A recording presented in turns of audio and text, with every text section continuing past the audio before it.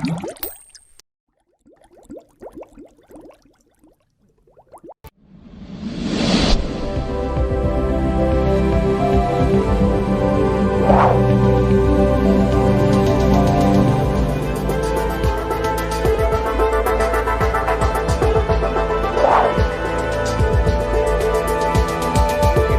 वालेकुम। आज का जो हमारा टॉपिक है वो है प्रोडक्ट हंटिंग।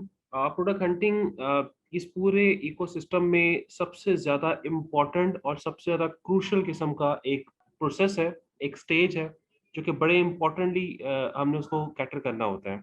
लेट्स सी उसमें क्या-क्या चीज़ें होती हैं, क्या-क्या स्टैट्स होते हैं, कौन-कौन से टूल्स होते हैं और हम उसको टूल्स को किस तरह से इस्तेमाल करते हैं। मेरा नाम अहमद तौकीर है और मैं यहाँ से आपको आगे लेकर चलूँगा। सबसे पहले जो टॉपिक को हम आज कवर करने जा रहे हैं उसमें सबसे पहला इंट्रोडक्शन है कि प्रोडक्ट हंटिंग होती क्या है। उसके बाद हम इसके बेसिक टर्मिनोलॉजीज़ को समझेंगे। क्राइटेरिया जो डिफरेंट मार्केट्स में इस्तेमाल होते हैं उन क्राइटेरियाज़ के ऊपर बात करेंगे। उसके बाद जो मोस्ट इम्पोर्टेंट कि हम टूल्स के ऊपर बात करेंगे जिसमें जीएस है, हीलियम 10 है, वायरल लॉन्च है, एग्रो है और बेसिक टर्मिनोलॉजीज़ हैं। अब हम अगर कहीं पे भी दुनिया के किसी मुल्क में बैठे हुए हैं और हमने उस मार्केट की, उस कैटेगरीज़, उस नीश या फिर उस प्रोडक्ट की डिटेल्स निकालनी है, तो उसको हम किस तरह से निकाल पाएँगे? वो डिटेल निकालने के लिए हमें डिफरेंट तरह की टूल्स की ज़रूरत पड़ती है और वो टूल्स हमें डिफरेंट स्टैट्स देते हैं और उन स्टैट्स के ऊपर हम एनालिसिस करते हैं कि either this product is profitable और नॉट। ये विनिंग है या फिर नहीं है? उसका प्रॉफ़िट मार्जिन कितना है? उसकी सोर्सिंग कितनी होगी? और ये सारी कैलकुलेशन करने के बाद हम इस नतीजे पे पहुँचते हैं कि अगर वो बंदा इतने अर्न कर रहा है, तो क्या हम भी उतने अर्न कर पाएँगे कि नहीं कर पाएँगे? एक प्रोडक्ट हो सकता है एक बंदे के लिए बहुत फ़िज़िबल हो, वो 3-4 साल से बैठा हुआ है या 5-6 साल से वो बैठा हुआ है उस प्रोडक्ट को सेल कर रहा है और उसने अपनी मार्केट को कैप्चर कर लिया है। उसने अपनी ब्रांड की डोमिनेंसी उस कैटेगरी के ऊपर बना ली है। वो $20,000 अर्न कर रहा है, लेकिन क्या हमारे लिए फ़िज़िबल है कि हम $20,000 नहीं तो उसके हाफ़ ही जो है उस प्रोडक्ट से उठा लें या रिसीव करें? तो ये सारा कुछ हम प्रोडक्ट हंटिंग में देखते हैं। प्रोडक्ट हंटिंग करते हुए हमने डिफरेंट तरह की कुछ चीज़ें हैं, डू एंड डोंट्स हैं जिसको हमने ख़्याल रखना है, जिसको अपने माइंड में रखना है। सबसे इम्पोर्टेंट थिंग इज़ दिस, जब आप प्रोडक्ट हंटिंग करना स्टार्ट करते हैं, तो हम लोगों के इमोशंस दरमियान में आ जाते हैं। हम लोग ये देखते हैं कि यार ये वाली प्रोडक्ट हमें बेहतर लगती है, हम इसमें अच्छे हैं या हमें ये चीज़ प्यारी लगती है। तो हम बेसिकली उस प्रोडक्ट की तरफ जाने की कोशिश करते हैं और उस प्रोडक्ट को लॉन्च करने की कोशिश करते हैं डिस्पाइट ऑफ दिस कि वो प्रोडक्ट फिजिबल है भी या नहीं, डिस्पाइट ऑफ दिस कि वो उसमें पोटेंशियल कितना है, डिस्पाइट ऑफ दिस कि उसमें रिव्यूज कितने हैं, उसमें ब्लीडिंग मेरी कितनी लगेगी, उस प्रोडक्ट को लॉन्च करने में मेरा कितना बजट रिक्वायर है, क्या उतना बजट मैं सस्टेन भी कर सकता हूँ कि नहीं कर सकता। तो ये सारी चीजें होती हैं जो कि हम नजरअंदाज करते हैं कई दफा इमोशंस में आकर। फिर हम टनल व्यू होता है हमारा बहुत सी चीज़ों को लेकर। हम 1-2 दफ़ा प्रोडक्ट हंटिंग करते हैं, देखते हैं, ढूँढते हैं प्रोडक्ट्स को और फिर उसके बाद हमें ये फ़ील होता है कि हमारे पास प्रोडक्ट्स ही कोई नहीं है। हमारे पास चीज़ ही कोई नहीं बची। तो हमारा एक ख़ास टनल होता है, उस टनल से हम बाहर नहीं निकल पाते। उस टनल व्यू को हम ब्रॉड ब्रॉड वे से देख ही नहीं पाते। तो हमें ये देखना पड़ता है कि बहुत सारी कैटेगरीज़ हैं, कैटेगरीज के अंदर कैटेगरीज और उसके अंदर सब कैटेगरीज और उन सब कैटेगरीज के अंदर हंड्रेड्स प्रोडक्ट्स हैं। तो जब हम कैटेगरीज टू कैटेगरीज हम देख रहे होते हैं तो फिर हमें बहुत सारे आइडियाज पता चलते हैं, हमें बहुत सारे आइडियाज पता चलते हैं और फिर उन आइडियाज को लेकर फिर हम आगे चलते हैं। फिर उसके बाद स्टैट्स, जैसे मैंने पहले बताया कि हमने किसी इमोशंस के अंदर काम नहीं करना, हमने स्टैट्स को प्रेफर करना है। हमारी तरफ से चाहे कूड़े के ढेर ही क्यों नहीं है, एज़ फ़ार एज़ वो हमें सेल दे रहा है, एज़ फ़ार एज़ हमारी बजट में पूरा हो रहा है, एज़ फ़ार एज़ हमें पोटेंशियल उसमें नज़र आता है, तो हम उसको भी बेचेंगे। हमें कोई चीज़ जो है वो विंगी-चिवी भी पंजाबी में कहते हैं ना, वो भी हमें कोई मिलती है, लेकिन अगर उसके स्टैट्स अच्छे हैं, तो हम उसको सेल करेंगे। लेकिन दूसरी तरफ बहुत खूबसूरत चीज़ है, बहुत अच्छे उसकी चीज़ें हैं, बहुत अच्छा उसकी पैकिंग, सारा कुछ उसका बहुत अच्छा है, लेकिन अगर हमें उसको स्टैट फिज़िबल नहीं लगे, तो हम उसको नहीं कर सकते। तो ये आपने बहुत इम्पोर्टेंटली उसको मॉनिटर करना है। फिर एक और चीज बहुत ज्यादा इंपॉर्टेंट है कि हम कई दफा ऐसी प्रोडक्ट के अंदर फंस जाते हैं जिसके अंदर कैटेगरीज बहुत ज्यादा होती हैं। फॉर एग्जाम्पल, हमने शूज बेचना शुरू कर दिए। अब शूज में फॉर एग्जांपल एक ऑक्सफोर्ड शूज हम बेचना शुरू करते हैं। अब ऑक्सफोर्ड में हमने पहले कैटेगरी बनाई कि ब्लैक है और ब्राउन भी है। फिर हमने मजीद कैटेगरी बनाई कि ब्लैक में भी 3 साइज हैं, ब्राउन में भी 3 साइज हैं। तो ये मिलके 6 हो गए। अब 6 डिफरेंट प्रोडक्ट्स को मैनेज करना, उसकी इन्वेंट्री मैनेज करना, उसको मेंटेन करना, और फिर उनकी सेल्स को देखना, फिर उनमें ब्लीडिंग करना, ये बहुत ज्यादा इंपॉर्टेंट हो जाएगा, बहुत ज्यादा क्रूशल हो जाएगा। तो वो बेहतर है कि हम बजाय इसके कि अपना सारा पैसा सिर्फ एक प्रोडक्ट की 6 तरह की कैटेगरीज के अंदर डाल दें। हम 6 तरह के प्रोडक्ट्स को क्यों ना लेकर चलें कि एक प्रोडक्ट हमारा ना चले तो दूसरा प्रोडक्ट चल जाएगा, दूसरे की सेल कम होगी तो तीसरे की सेल ज्यादा हो जाएगी। तो ये स्ट्रेटजी ज्यादा बेहतर होती है बजाय इसके कि हम डिफरेंट तरह की उसमें कर दें। अच्छा, अगर ब्रीडिंग ही करनी है तो बजाय इसके कि हम 6 तरह की प्रोडक्ट्स के अंदर हम एक ही प्रोडक्ट की 6 कैटेगरीज के अंदर डालें, वो ज्यादा बेहतर है कि हम एक ही प्रोडक्ट को, एक ही जिसकी कैटेगरी हो, एक ही साइज हो, हम उसके अंदर अपना पोटेंशियल सर्व करें। ठीक है, आगे चलते हैं कि उसमें जैसे मैंने पहले बताया कि लीस्ट साइजेस हो, इतने ज्यादा साइज की वैरायटी नहीं होनी चाहिए। लीस्ट कलर्स हो, मेन कलर हो जिसको हमने नजर रखनी है और जिसको हमने लॉन्च करनी है। फिर उसके बाद द मोस्ट इंपॉर्टेंट उसमें एक और चीज है, उसको कहते हैं ब्रांड डोमिनेंसी। अब ब्रांड डोमिनेंसी क्या होती है कि आपने स्टैट्स निकाले, फर्स्ट 10 सेलर्स की आपने स्टैट्स निकाले, और उसमें आपको पता ये चला कि एक ऐसा सेलर है जो $20,000 या $25,000 अर्न कर रहा है, और बाकी सारे जो हैं वो 3-4 हजार डॉलर से ज्यादा अर्न नहीं कर रहे। तो हमें क्लियर कट पता चल गया कि ये वाली प्रोडक्ट के ऊपर इस खास तरह का ये जो ब्रांड है इसकी डोमिनेंसी चल रही है, सारे के सारे ट्रैफिक इसके पास ही आ रही है, और सारे की सारी सेल यही लेकर जा रहा है, बाकियों के पास सेल नहीं आ रही। फॉर एग्जाम्पल, वही मार्क्स एंड स्पेंसर की बात करते हैं, तो आप अगर लिवाइस के साथ या मार्क्स एंड स्पेंसर के साथ आप अपना ब्रांड लाकर बिठा देते हैं, तो आप कभी भी उसको कम्पीट नहीं कर सकते। चाहे आप $30,000 ही क्यों ना लगा दें, आप $40,000 लगा दें उसकी ब्रीडिंग के ऊपर, गिवअवेज के ऊपर, पीपीसी के ऊपर, जितने मर्जी पैसे लगा दें, आप कभी भी उनको कम्पीट नहीं कर सकते। क्योंकि वो हो सकता है पिछले 20 साल से बैठे हुए हैं, लोगों में उनकी अच्छी गुडविल है, लोग उनको जानते हैं, और आप उनको कम्पीट नहीं कर सकते। तो हमने कभी भी ऐसे प्रोडक्ट के ऊपर नहीं जाना होता जिसमें ब्रांड डोमिनेंसी हो, कोई भी ऐसा खास ब्रांड हो जो डोमिनेट कर रहा हो। हम ऐसे स्टैट को प्रेफर करते हैं कि जो करीब करीब 10 के 10 सेलर जो हैं वो कमोबेश सब में ही सेल डिवाइड हो रही हो। एक 10,000 कर रहा है तो दूसरा 12,000 कर रहा है, तीसरा 13,000 कर रहा है, चौथा 8,000 कर रहा है, पांचवा 6,000 कर रहा है। तो वो कमोबेश सारे के सारों के पास सेल आ रही है, तो कुछ ना कुछ सारे बंदे कमा रहे हैं। हम ऐसे स्टैट्स के ऊपर को ज्यादा प्रेफर करते हैं। एक आइटम ऐसी आती है जिसमें सीजनल आइटम की बात हो रही है। अब फॉर एग्जांपल इस टाइम पे अभी थोड़े कुछ अर्से बाद यूएसए में डॉग फेस्टिवल स्टार्ट हो जाएगा। अब आप फॉर एग्जांपल सर्च आउट कर रहे हैं प्रोडक्ट्स, और उस डॉग फेस्टिवल के उस खास दिनों के अंदर आपको लगा कि यार ये जो डॉग हार्नेस है, या डॉग लीश है, या डॉग से रिलेटेड कोई भी चीज आइटम है, वो बहुत ज्यादा सेल हो रही है, उसकी क्रेडिट सेल्स हैं, और उसकी जो रेवेन्यू भी बहुत अच्छे है, उसकी मंथली सेल्स भी बहुत अच्छी है एंड ऑल दैट।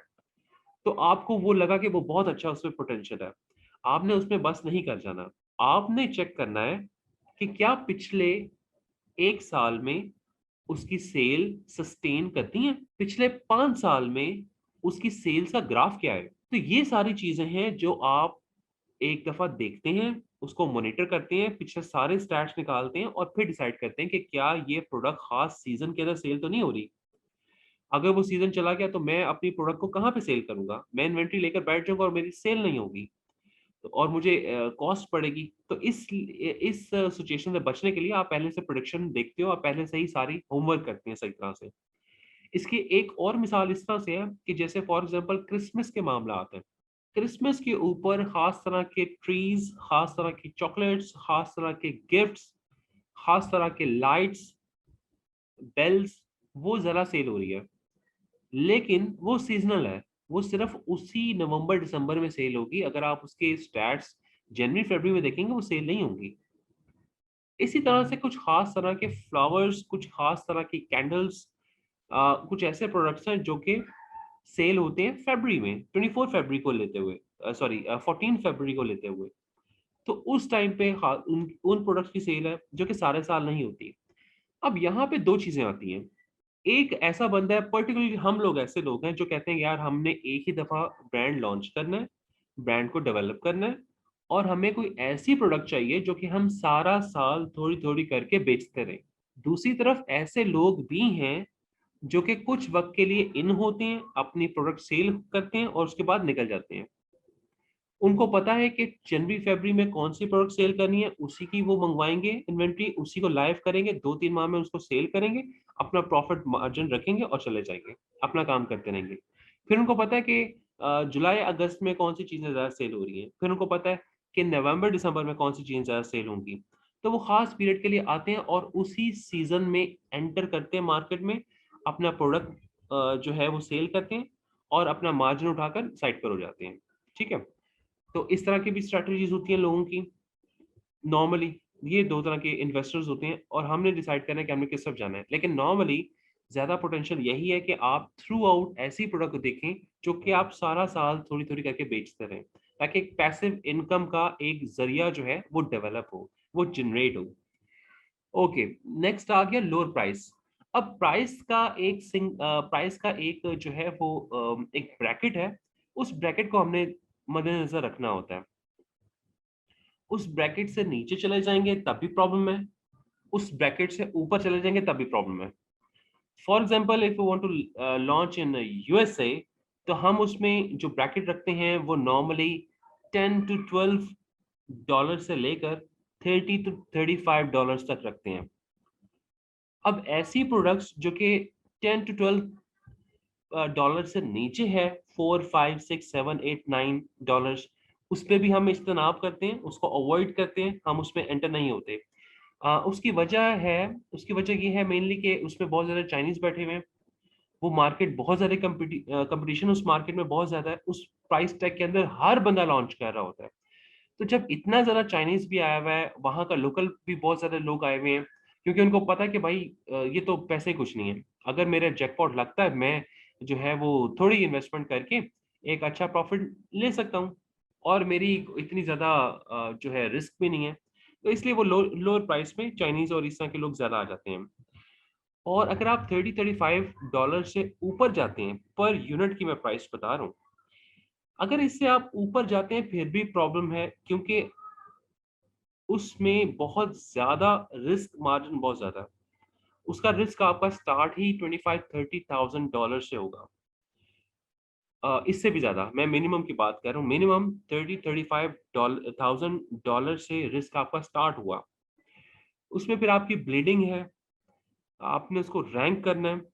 तो रैंक करते करते कई दफा आप ऐसी स्टेज पर आ जाते हैं कि आपको मजीद पैसा ब्लीड करना पड़ता है। अगर आप पैसे मजीद ब्लीड नहीं करेंगे तो जो ऑलरेडी आपने इन्वेस्टमेंट की हुई है वो भी ज़ाया हो जाएगी। आप 30-35,000 डॉलर्स को बचाने के लिए फिर 10-15,000 मजीद लगाते हैं। फिर आप 40-50,000 डॉलर्स को बचाने के लिए 5-6,000 को मजीद लगाते हैं कि मैं मजीद थोड़ा सा लगा देता हूँ, थोड़ी सी रैंक हो जाती है। फिर उसके बाद उसको हो जाएगा। सिंगल पीस को हम जैसे मैंने आपको पहले बताया कि सिंगल पीस को हम ज़्यादा प्रेफर करते हैं। एक ही यूनिट हो, एक ही तरह का हो, हम उसको ज़्यादा प्रेफर करते हैं बजाय इसके कि बहुत ज़्यादा वैरायटी हो। अब यहाँ पे एक टर्मिनोलॉजी इस्तेमाल होती है जिसको कीवर्ड बोलते हैं। अब ऑनलाइन की दुनिया में किसी को नहीं पता कि प्लशेस कौन सी तरह के ज़्यादा हैं, किस कलर में ज़्यादा हैं, या फिर किस तरह से दिखते हैं, उनको नहीं पता। आप फिजिकल स्टोर में जाते हो तो आप अपनी आंखों से देख रहे होते हो चीज़ों को, आप अपनी आंखों से सर्च करते हो। लेकिन ऑनलाइन में आप कीवर्ड लिखते हो। आप कोई ना कोई वर्ड लिखते हो और उसके अगेंस्ट कोई ना कोई आपको आइटम, कोई ना कोई प्रोडक्ट आपको आती है। अब कीवर्ड्स बहुत ज्यादा इंपॉर्टेंट होते हैं, वो आगे चल के मैं मजीद इसके ऊपर बात करेंगे कि क्यों इतने ज्यादा इंपॉर्टेंट होते हैं, क्योंकि वही एक खास नुक्ता है, वो एक कह लें डोर का एक सिरा है जिसको आपको पकड़ना पड़ता है किसी भी सेल को अचीव करने के लिए। अब डिफरेंट लोग हैं, अगर फॉर एग्जांपल एक बंदा $20,000 अर्न कर रहा है, तो वो किसी खास कीवर्ड्स के ऊपर रैंक हुआ है, वो किसी खास कीवर्ड को जनरेट कर रहा है और उसको हिट कर रहा है, और लोग वो कीवर्ड लिखते हैं और साथ ही उसकी लिस्टिंग ओपन हो जाती है। उसकी लिस्टिंग ओपन होती है तो डेफिनेटली उसके पास सेल आ रही है। कीवर्ड्स दो तरह के होते हैं, एक शॉर्ट कीवर्ड होता है, शॉर्ट टेल कीवर्ड या शॉर्ट कीवर्ड होता है, और एक लॉन्ग टेल कीवर्ड होता है। शॉर्ट टेल कीवर्ड सिंपल, आपका mask, tissue paper, bands, protein, socks, shoes, ये सारे शॉर्ट कीवर्ड्स हैं। शॉर्ट कीवर्ड्स में रैंक करना भी डिफिकल्ट होता है और शॉर्ट कीवर्ड्स के ऊपर कंपटीशन भी बहुत ज्यादा होता है नॉर्मली। और दूसरी तरफ आते हैं लॉन्ग टर्म कीवर्ड्स, जिसमें colourful socks for females, colourful socks for mails and all that. अब हम यहाँ पे बैठे हैं, फॉर एग्जांपल हम यूएसए में बैठे हैं, या फिर हम यूके में बैठे हैं, या फिर हम पाकिस्तान में बैठे हैं, तो हमें क्या पता कि दुनिया के उस कोने में, उस कंट्री में जहाँ पे हम लॉन्च करने जा रहे हैं, वहाँ पे कौन सी प्रोडक्ट सेल हो रही हैं, कौन सी कैटेगरीज की प्रोडक्ट को ज़्यादा पसंद किया जा रहा है, कौन से कलर में कौन सी प्रोडक्ट को, और कौन से साइज में कौन सी प्रोडक्ट को ज़्यादा पसंद किया जा रहा है। फिर हमें ये भी नहीं पता कि उनकी सेल वेलोसिटी कितनी है, पहले 10 से 15 जो सेलर्स हैं, जो टॉप सेलर्स हैं, वो कितनी अर्निंग कर रहे हैं, उनका टैक्स कितना है, अमेजोन चार्जेस उससे क्या ले रहे हैं, उसके रिव्यूज कितने हैं, उसकी रेटिंग कितनी है, उसकी पर यूनिट सेल कितनी है, ये हमें स्टैट्स नहीं पता। इन स्टैट्स को हासिल करने के लिए, उन प्रोडक्ट्स को फाइनलाइज करने के लिए हम डिफरेंट तरह के टूल्स इस्तेमाल करते हैं, और ये टूल्स आपको एक पिक्चर देते हैं। ऑल्दो आपको स्टैट 100% ठीक एग्जैक्ट नहीं देते, 100% एग्जैक्ट नहीं होती वो स्टैट्स जो वो आपको दे रहे हैं, लेकिन फिर भी आपको कमोबेश एक आइडिया हो जाता है कि आपने क्या करना है। और इम्पॉर्टेंट थिंग इज दिस कि आप कोई भी एक टूल इस्तेमाल करते हुए डिसीजन नहीं लेते, आप डिफरेंट टूल्स यूज करते हैं, उनके डिफरेंट स्टैट्स निकालते हैं, और उन सारे स्टैट्स को अपने सामने एक फाइल में बनाते हैं, और फाइल में बनाने के बाद आप डिसाइड करते हैं कि either you go for it और नॉट। सबसे पहले इसमें जो टूल इस्तेमाल होते हैं उसमें जंगल स्काउट है, हीलियम है, वायरल लॉन्च है। अगर आप ऑस्ट्रेलिया, कनाडा या फिर यूएई गल्फ मार्केट में करना चाह रहे हैं तो जंगल स्काउट हीलियम नहीं चलता, उसके लिए हम ईग्रो या फिर जिक एनालिसिस है वो करते हैं। अच्छा, कुछ बेसिक टर्मिनोलॉजीज हैं before we jump into it. हम स्टैट्स निकालें, उन स्टैट्स की कुछ टर्मिनोलॉजीज हैं, वो टर्मिनोलॉजीज समझना बहुत ज़रूरी है कि वो टर्मिनोलॉजीज हैं क्या, किस तरह से इस्तेमाल होती हैं, और आप उसको किस तरह से देखते हैं, और किस तरह से आप उसको एक्सट्रैक्ट करते हैं उन स्टैट्स के अंदर से। उन टर्मिनोलॉजीज में सबसे पहले revenue, through out most important चीज कि वो भाई पैसे कितने कमाए हैं, सिंपल स्ट्रेट फॉरवर्ड, कि आपने एक चीज सेल की है, आपको रेवेन्यू कितना जनरेट हुआ है। वो रेवेन्यू आपका टोटल रेवेन्यू भी हो सकता है, वो आपका जो है वो अगर टॉप 10 सेलर्स का आप देख रहे हैं तो वो एवरेज रेवेन्यू भी हो सकता है, कि ये सारे 10 जो फर्स्ट 10 हैं, जो फर्स्ट 15 है, वो कितना रेवेन्यू अर्न कर रहे हैं। ऑल राइट, आगे रिव्यू, ये बहुत इंपॉर्टेंट पॉइंट एक मैं बताने जा रहा हूँ। इससे पहले मैंने बात की ब्लीडिंग की, ब्लीडिंग हो रही है, गिव अवेज हो रहे हैं, ये क्या है। देखिए, हमसे पहले एक बंदा 5 साल पहले इस प्रोडक्ट को बेच रहा था जिसको हम बेचने के लिए जा रहे हैं, जिस प्रोडक्ट को हमने फाइनलाइज किया या करने लगे हैं। तो 5 साल में उस बंदे ने, जाहिर सी बात है, उसने कुछ गुडविल क्रिएट किया, लोग उसको जानते हैं। जिन्होंने पहले वो परचेज की उनमें से कुछ लोगों ने उसको अच्छे रिव्यूज भी दिए, कुछ अच्छी जेस्चर्स दिए, कुछ अच्छे रिमार्क्स दिए। उन रिमार्क्स को, उन जेस्चर्स को आप रिव्यू का नाम देते हैं। फॉर एग्जाम्पल उसको 100 लोगों ने, 200 लोगों ने रिव्यू लिखी कि यार ये तो बहुत अच्छी प्रोडक्ट है, मैं बहुत ज़्यादा सेटिस्फाइड हूँ। एक दो लोगों ने लिखा कि नहीं यार इसकी थोड़ी सी क्वालिटी अच्छी नहीं है, मजीद इंप्रूवमेंट चाहिए थी। एक बंदे ने लिखा कि बहुत अच्छी सर्विसेज है, मुझे थोड़ा सा मसला आया, तो साथ ही इन लोगों ने रिप्लाई मुझे किया। एक बंदे ने लिखा कि मुझे थोड़ा सा इशू आया था जिसकी वजह से इन्होंने मुझे प्रोडक्ट को रिप्लेस करके दिया। एक बंदे ने लिखा कि मैंने ये अपने बच्चे के लिए परचेज किया था और मेरा बच्चा बहुत हैप्पी है। तो ये सारे रिव्यूज हैं। तो नॉर्मली जिसके रिव्यूज अच्छे होते हैं, जिसकी रैंकिंग अच्छी होती है, जो नया बायर है वो उस रिव्यूज को जरूर देखता है, उसको जरूर जो है उसको वेटेज देता है। अब उसको वेटेज देकर उसके पास ट्रैफिक भी ज्यादा जाएगी। अब फॉर एग्जांपल मैंने उस प्रोडक्ट के साथ अपनी प्रोडक्ट को लगा दिया। अब बायर आता है, एक तरफ वो देखता है कि उसके जो है वो रेटिंग भी बहुत अच्छी है और रिव्यूज भी उसके 400 500 रिव्यूज हैं। और दूसरी तरफ मेरी लिस्टिंग को देखता है, मेरी लिस्टिंग में रिव्यू ही कोई नहीं है। तो वो डेफिनेट सी बात है, वो उस पर ट्रस्ट ज्यादा करेगा, क्योंकि उसको पता है कि वो पहले से बैठा हुआ और इतने सारे लोगों ने गवाही दी है, इतने सारे लोगों ने बताया है कि भाई वो अच्छा बंदा है। वो तो उसके रिव्यूज बहुत अच्छे हैं, उसके पॉजिटिव रिव्यूज बहुत ज्यादा है, उसको 5 स्टार रेटिंग बहुत ज्यादा लोगों ने दी है, उसकी एवरेज रेटिंग जो है वो 4.7 है। तो ये चीजें हैं जिसकी वजह से ट्रैफिक उन लोगों के पास ज्यादा जाती है जिनके रिव्यूज ज्यादा हैं या फिर स्टेबल रिव्यूज हैं या अच्छी रेटिंग है। आगे चल के अगली टॉपिक आगे चल के इसके ऊपर मजीद डिटेल से बात करेंगे कि हम जो नए सेलर हैं वो उनके पास रिव्यूज नहीं है तो वो क्या करें, आराम से बैठ जाएं या 3 4 साल का वेट करें।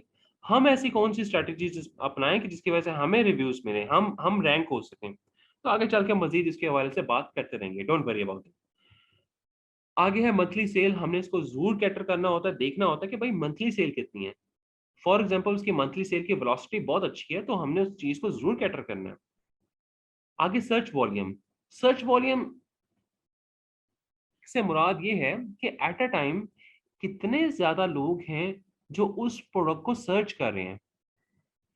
क्या फॉर एग्जांपल आपने देखा उसके रिव्यूज बहुत अच्छे हैं, रेटिंग भी बहुत अच्छी है, उसकी मंथली सेल भी बहुत अच्छी है, और जो पहले 10 लोग हैं वो अच्छा सेल कर रहे हैं, उसके अच्छे वो उठा रहे हैं।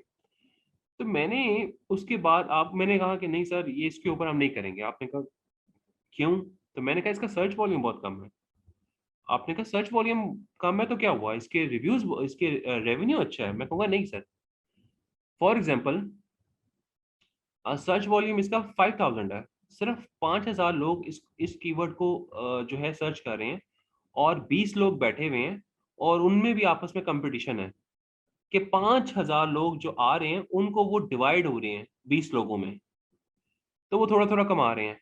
अब हमने लॉन्च करनी है, रैंकिंग करनी है, सोर्सिंग करनी है, फ्रेट देना है, सी के थ्रू वो हमारा जो इन्वेंट्री पहुंचेगी, और पहुंचते पहुंचते 3 4 महीने लग जाते हैं। नॉर्मली 4 महीने तो लगते हैं, डेफिनेटली लगते हैं। और इन 4 महीनों के अंदर भी एक रिगरस प्रोसेस होता है जिसके अंदर से हम गुजर रहे होते हैं। तो 4 महीनों के बाद मैंने रैंकिंग करवाना शुरू की, तो मुझे पता चला कि वो पहले 15 थे, अब 50 लोग हो गए हैं, और अब 50 का कंपटीशन है, और जबकि सर्च वॉल्यूम 5000 ही है। तो एक छोटी सी एक केक है, उसी को सारे डिवाइड किए जा रहे हैं, किए जा रहे हैं। तो ऑब्वियसली बात है सबके पास छोटा छोटा पोर्शन आएगा। और दूसरी तरफ अगर उसका सर्च वॉल्यूम 20,000 30,000 है या 15,000 अबव है, तो मुझे पता चल गया कि इसको इतने ज्यादा लोग सर्च कर रहे हैं, और फिर मैं भी अगर दरमियान में आता हूँ तो डेफिनेटली मुझे भी एक अच्छा जो है सेल्स मिलेंगी। अब आगे आगे बात डेट डेट ऑफ लिस्टिंग की या डेट ऑफ बर्थ की। अब डेट ऑफ बर्थ से मुराद ये होता है कि आपने फॉर एग्जांपल एक बंदा है जिसने 5 साल पहले उस लिस्ट को तैयार किया था, उसकी लिस्टिंग अपनी ऑप्टिमाइज की थी, उसने प्रोडक्ट को ऐड किया था, तो वो उसको डेट उसी दिन की मिलेगी जब उसने प्रोडक्ट को ऐड किया था। और आप जो अभी आपने अपनी जो प्रोडक्ट को ऐड किया हुआ तो आपको तो आज की मिलेगी। अगर वो बंदा डेली बेसिस पे अगर जो रिव्यू है वो लेने लग जाए, तो अमेजोन को कोई प्रॉब्लम नहीं है, क्योंकि वो Amazon डिवाइड कर रहा है 5 सालों को डिवाइड बाय उसके रिव्यूज, तो उसको Amazon नहीं देखेगा। लेकिन अगर हमने अभी अपने प्रोडक्ट को ऐड किया है और साथ ही हमने रिव्यू लेने शुरू कर दिए हैं, साथ ही हमने इनऑर्गेनिक सेल्स लेने लगे हैं, तो Amazon जरूर हमें कैटर करेगा। जिस तरह से लास्ट टाइम आपने पूछा था कि अकाउंट बंद क्यों हो जाते हैं, वो इसी वजह से बंद होते हैं, क्योंकि हम अपनी डेट ऑफ बर्थ को लेकर बाकी सारे स्टैट्स को देख नहीं रहे होते। ब्रांड डोमिनेंसी के हवाले से हमने पहले बात कर ली, कैटेगरीज के हवाले से बात कर ली हमने। अब यहाँ पे आता है बेस्ट सेलर रैंक। ये बहुत इंपॉर्टेंट चीज़ है। इसमें बहुत से लोग कंफ्यूज भी होते हैं और फिर कंफ्यूजन में गलत डिसाइड भी कर लेते हैं। बेसिकली ये होता है जिस तरह से हमने हमारे क्लासरूम में, हम जब छोटे थे, स्कूल गोइंग थे, तो क्लासरूम में क्या होता था कि 40 स्टूडेंट्स हैं, 40 चिल्ड्रन हैं, और उनके एग्जाम के बाद सबको एक एक जो है वो मिलते हैं, पोजीशन मिलती है। अब जैसे जैसे पोजीशन हाई होती जाती है, इसका मतलब कि उसके मार्क्स उतने ही कम है। मैं रिपीट कर रहा हूँ, जैसे जैसे पोजीशन बढ़ती जाती है उसके मार्क्स कम होते जाते हैं, और जैसे जैसे पोजीशन कम होती जाती है उसके मार्क्स बढ़ते जाते हैं। सेम लाइक Amazon ने सब कैटेगरीज के अंदर जो प्रोडक्ट्स हैं उसके BSR बनाए हुए हैं, उसकी रैंकिंग की हुई है। अब रैंक वाइज जैसे जैसे रैंक बढ़ता जाता है उसकी सेल्स कम होती जाती हैं, और जैसे जैसे बेस्ट सेलर रैंक कम होता जाता है उसकी सेल्स ज्यादा हो जाती हैं। एक एक जो प्रोडक्ट है वो 20,000 में रैंक हुई भी है, और दूसरी जो है वो 1 लाख पे रैंक हुई भी है, उसका BSR 1 लाख है। तो हमें उसी वक्त पता चलना चाहिए कि 1 लाख वाला जो सेलर है, जो प्रोडक्ट है, वो बिल्कुल फारिग है, वो उसमें कोई पोटेंशियल नहीं है। और दूसरी तरफ जो 20,000 वाला है BSR, जिसकी 20,000 है, उसमें एक अच्छा पोटेंशियल है, तो हम उसकी तरफ जाएंगे। ओके, अब यहाँ पे हम बेसिक चीजें करने जा रहे हैं जिसमें हम स्टैट्स को देखेंगे। अब जैसे सॉफ्टवेयर के हवाले से तो मैंने बताया कि सॉफ्टवेयर ये वाला होता है और उसके स्टैट्स कैसे होते हैं वो हम देखने जा रहे हैं। अच्छा, स्टैट से पहले एक चीज मैं बता दूं कि इन सॉफ्टवेयर की दो तरह के वर्जन होते हैं। एक को कहते हैं एक्सटेंशन और एक को कहते हैं वेब। जो वेब होती है उसमें प्रॉपर वेबसाइट उसकी होती है और उसमें बहुत ज्यादा डिटेल होती है, और एक एक्सटेंशन होती है जो क्रोम के ऊपर आ रही होती है। तो उस प्रोडक्ट की बेसिक इंफॉर्मेशन आपको आ जाएंगी, और अगर आप उसको जो है इन डिटेल देखना चाहें तो आप उसको हीलियम के अंदर भी, उसकी जो वेब है उसके अंदर भी देख सकते हैं। ओके, जंगल स्काउट, सॉरी ये रह गया। अब इस तरह की स्टैट्स होते हैं जो कि हमें हीलियम दिखा रहा होता है, जो कि हीलियम की एक्सटेंशन दिखा रहे हैं। हमने प्रोडक्ट खोली, प्रोडक्ट्स निकाली, और प्रोडक्ट्स निकालने के बाद एक्सटेंशन पे क्लिक किया, और उसके बाद हमारे पास सारे स्टैट्स उस प्रोडक्ट्स के आ गए। स्टैट्स में से हम क्या क्या चीजें देखते हैं मेनली, वो सबसे ऊपर स्टार्ट करते हैं सर्च वॉल्यूम। जैसे हमने बताया, पहले बात हुई सर्च वॉल्यूम की, इसके सर्च वॉल्यूम 11,000 सर्च वॉल्यूम है, जो कि अच्छा सर्च वॉल्यूम है। एक दिन में 11,000 से ज्यादा लोग इसको सर्च कर रहे हैं। आगे चलें तो टोटल रेवेन्यू का मतलब यह है कि इसमें इस वक्त जो शीट सामने आपकी आ रही है जिसमें 20, 25 या 30 के करीब इसमें सेलर्स होंगे, वो टोटल कितना अर्न कर रहे हैं, तो ये आपकी टोटल रेवेन्यू आ गई।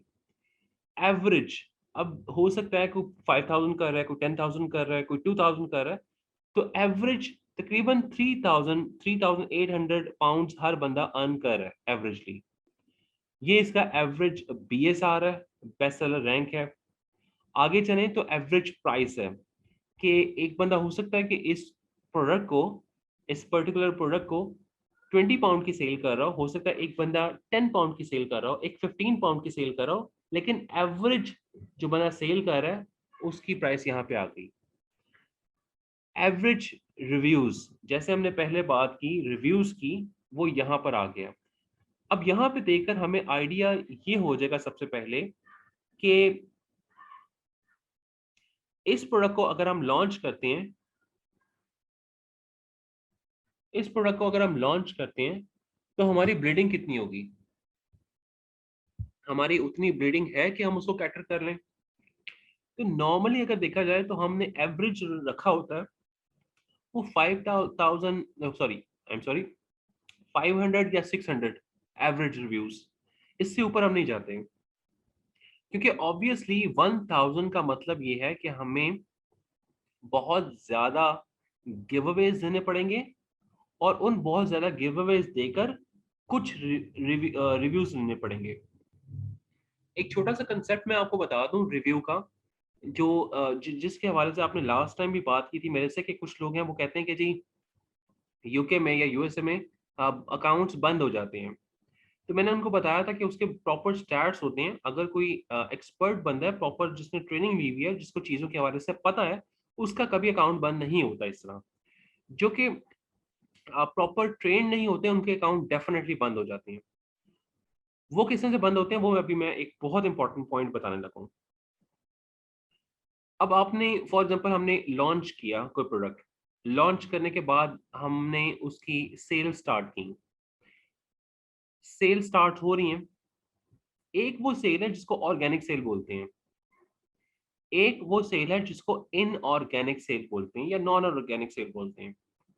जो कि सेल नहीं हो रही, हम उसको सेल करवा रहे हैं, हम गिव अवेज दे रहे हैं, हम लोगों को बांट रहे हैं। यार ये पकड़ो, मुफ्त ले लो, मुफ्त, ये भी मुफ्त ले लो, ये मेरी तरफ से आपको मुफ्त है, आप मेरी इस, ये मेरा एसन है, ये मेरा स्टोर है, यहाँ पे आकर परचेज करो और मुफ्त ले लो।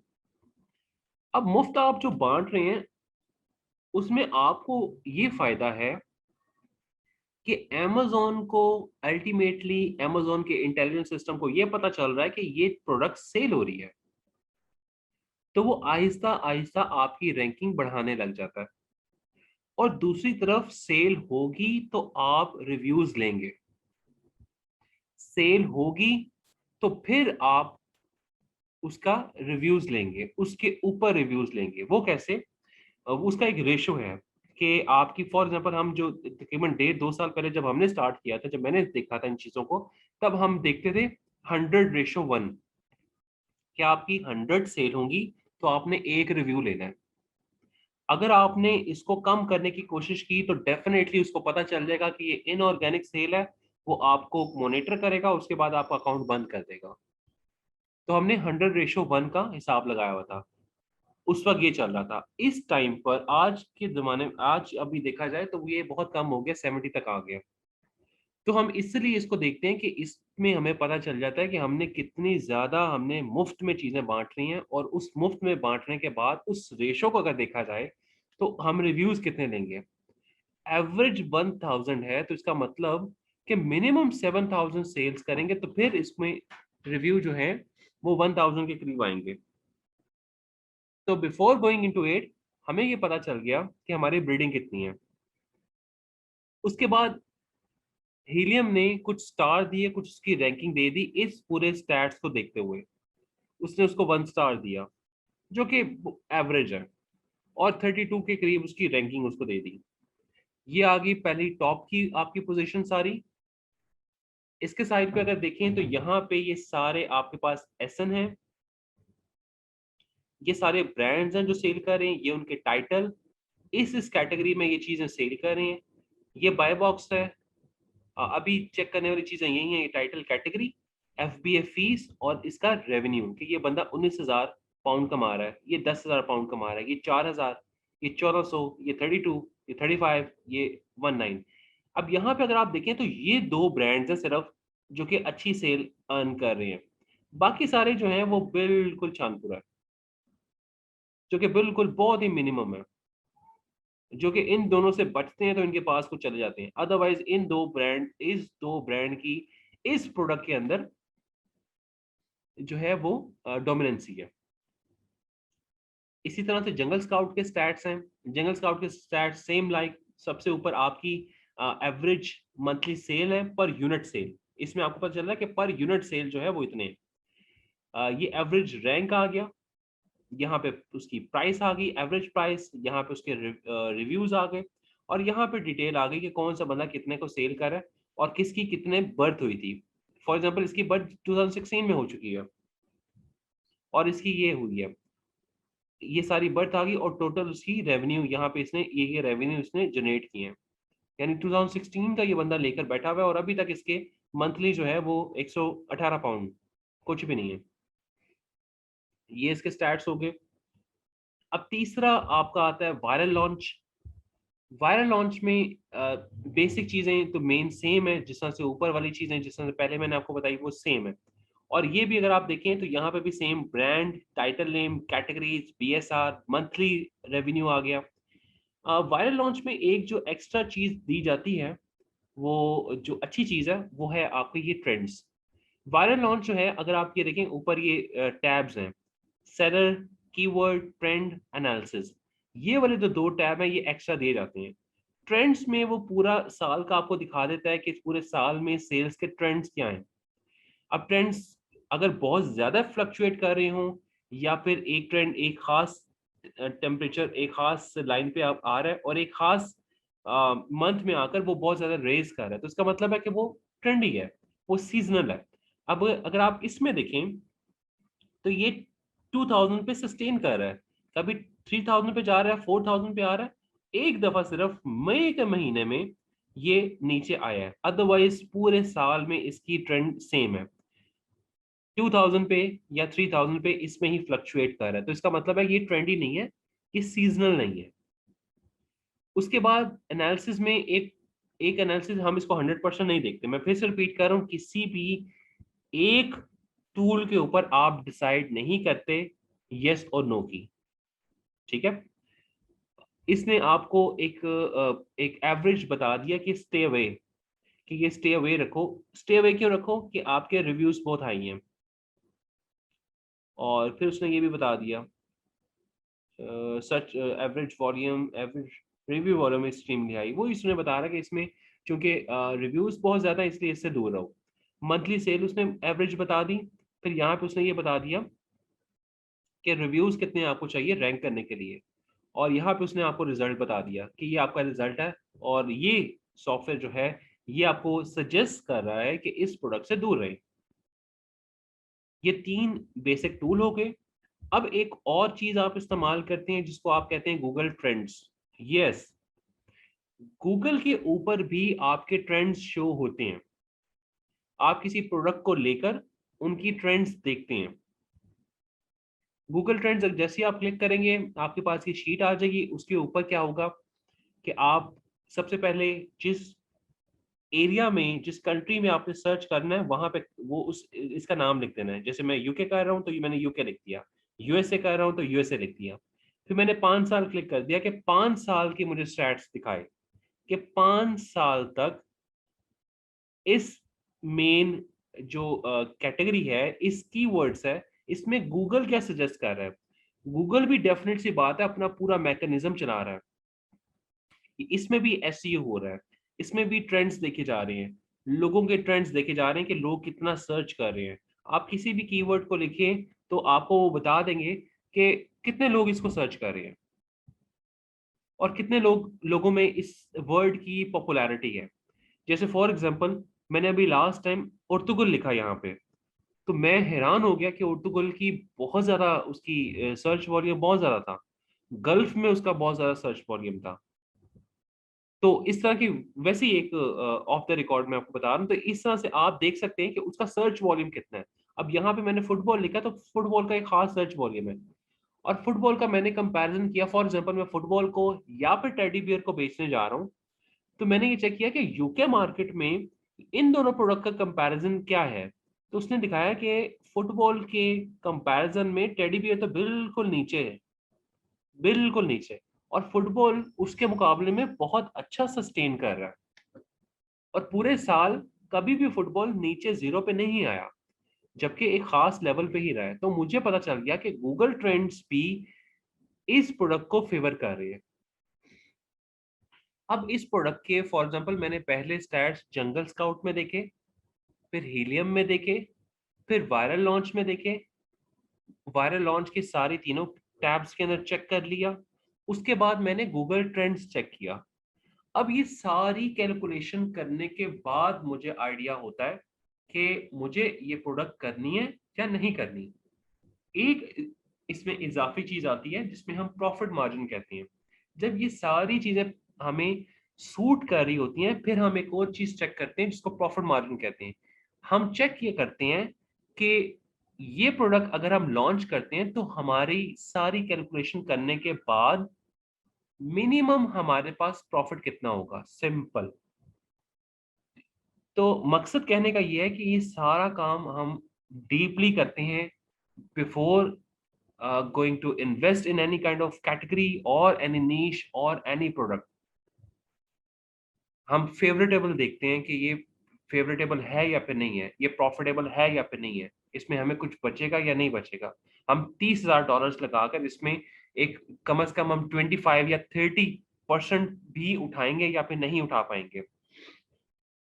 नॉर्मली हम जो काम करते हैं यूके के अंदर, अगर हम बात करें तो यूके के अंदर क्योंकि टैक्स ज्यादा है कंपैरेटिवली यूएसए में, तो वहां पे हम नॉर्मली अराउंड अराउंड अगर आप देखें तो 20% टू 25% अगर हमें मिल रहा होता है तो हम कहते हैं मोर देन इनफ है। जबकि यूएसए की अगर हम बात करें तो हम कहते हैं कम 25%, नहीं तो फेवरेट यही होगा कि 30% से अबव हो। अगर हम कनाडा में जाते हैं तो वहां पे हम 35% को करते हैं, क्योंकि कनाडा में इतना कम सेल वेलोसिटी थोड़ी कम है, लेकिन उसमें प्रॉफिट ज्यादा है। तो हम 35 टू 40% का मार्जिन कम से कम रखते हैं एटलीस्ट। तो ये बेसिक इसकी कैलकुलेशन है। अब आगे अगला मैं दोबारा से एक लिंक जनरेट करने जा रहा हूँ और उस लिंक में मैं ये प्रैक्टिकल करके दिखाऊंगा कि ये होता कैसे है और उसको कैसे हम एक्सट्रैक्ट करते हैं इंफॉर्मेशन को।